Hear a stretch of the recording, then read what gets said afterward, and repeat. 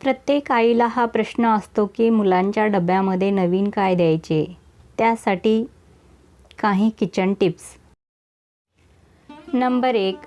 काही मुलांना पोळीला भाजी लावून खायचा कंटाळा असतो आणि म्हणूनच पोळी भाजीऐवजी पोळी भाजीला रोल द्यावा. 2.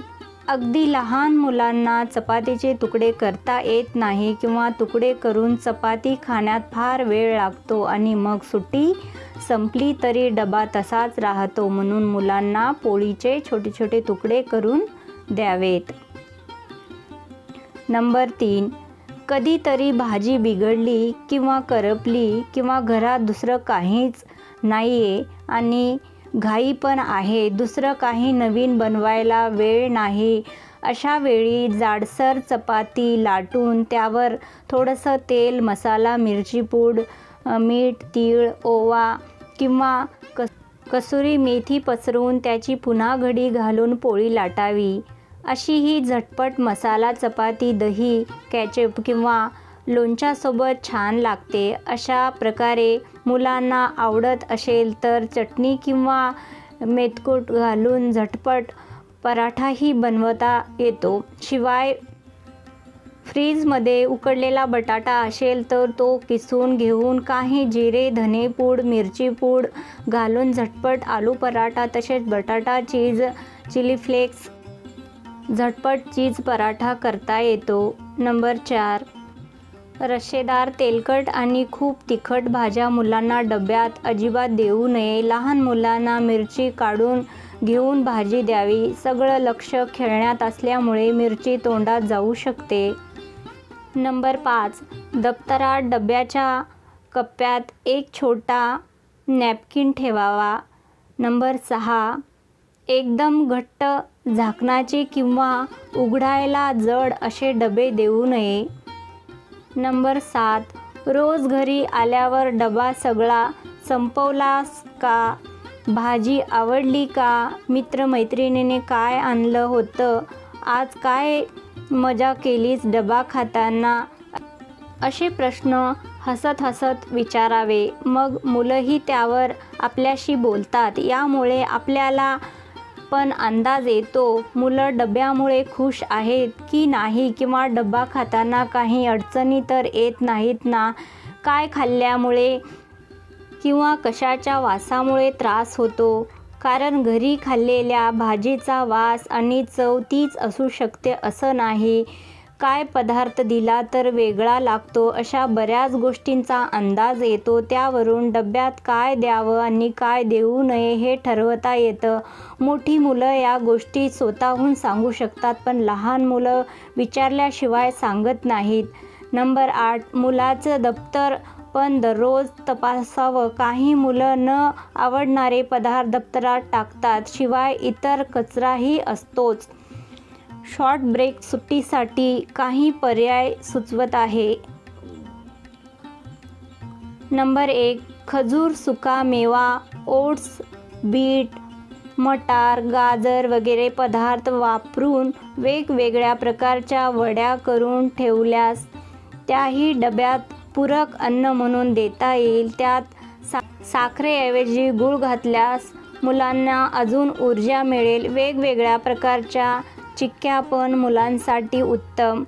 नंबर 2. उकडलेले शेंगदाणे, हरभरे, मोडाचे मूग, टोमॅटो, कांदा, लिंबू रस, जिरेपूड किंवा मिरीपूड एकत्र करा. हवं तर त्यात कॉर्नफ्लेक्स टाका. सेंधव मीठ वेगळे द्या किंवा देऊच नका.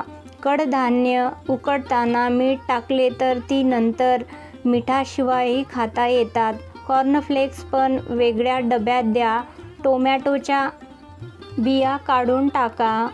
सँडविचमध्ये बियाविरहित टोमॅटो द्या. काकडी पण खूप पाणीदार असेल तर त्याचेही बिया काढून टाका. नंबर 3.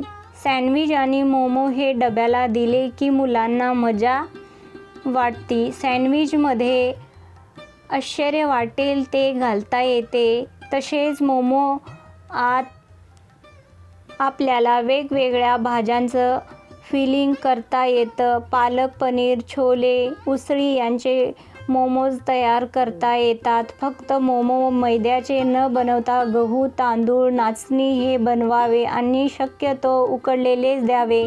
करंजीच्या साच्यानं आपण मोमो करू शकतो. तांदूळ, नाचणी पिठाचे बनवायचे असतील तर मोदकासारखी उकड काढावी आणि फूड प्रोसेसमध्ये छान मऊसर मळून घ्यावे. नंबर 4. पोळीचे चतकोर तुकडे करून त्यावर भाजी पसरून वरून चीज किसून घालावं. ही पोळी ओव्हनमध्ये बेक करावी किंवा तव्यावर झाकून चीज वितळेपर्यंत ठेवावी. अशा पोळी पिझ्झा मुलांना नक्की आवडेल. नंबर 5. हेल्दी स्टफ चिला बनवण्यासाठी बेसन, कणिक, बारीक रवा, मिरची, आले, लसूण, जिरे याचे वाटण, हळद, मीठ सर्व एकत्र करून ताकात अर्धा तास भिजत ठेवा. नंतर त्याचे पोळे करून घ्या. स्टफिंग बनवण्यासाठी मोड आलेली मूग, काकडी, टोमॅटो, कांदा, चाट मसाला, मीठ टाकून एकत्र करा. तयार पोळ्यावर मेयोनीज पसरवा. त्यावर स्टफिंग पसरवा. टोमॅटो केचप सोबत देऊ शकता. नंबर 6. छोटे उत्तप्पे मुलांना आकर्षित करतात. न्याहारी आणि मुलांच्या डब्याला उत्तम.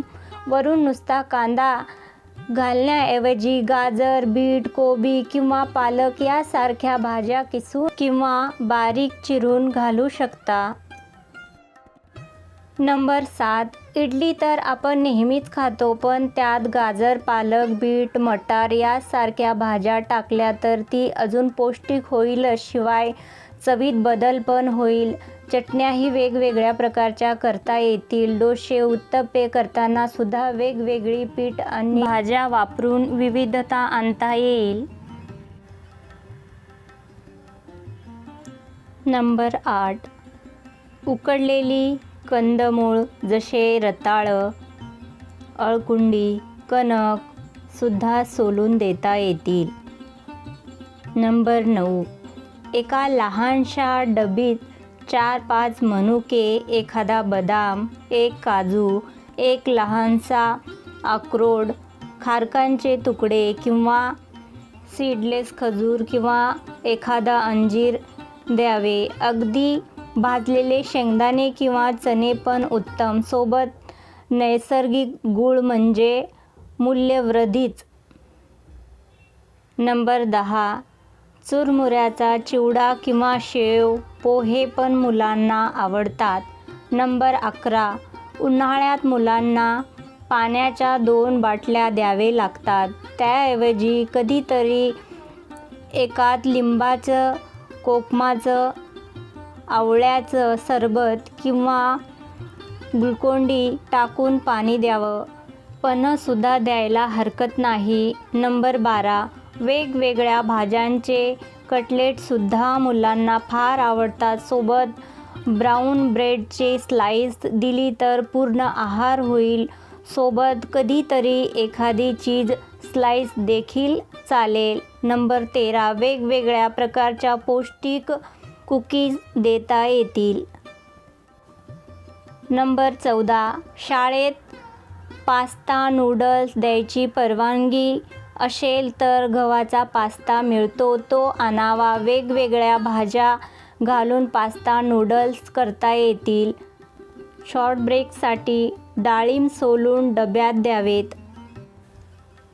असे असंख्य पर्याय आहेत. जेवढे आठवले तेवढे लिहिले. सुचेल तशी भर घालत राहीन.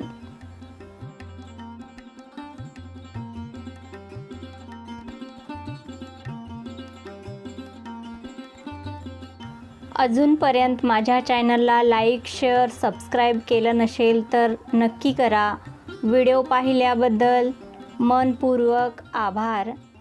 धन्यवाद.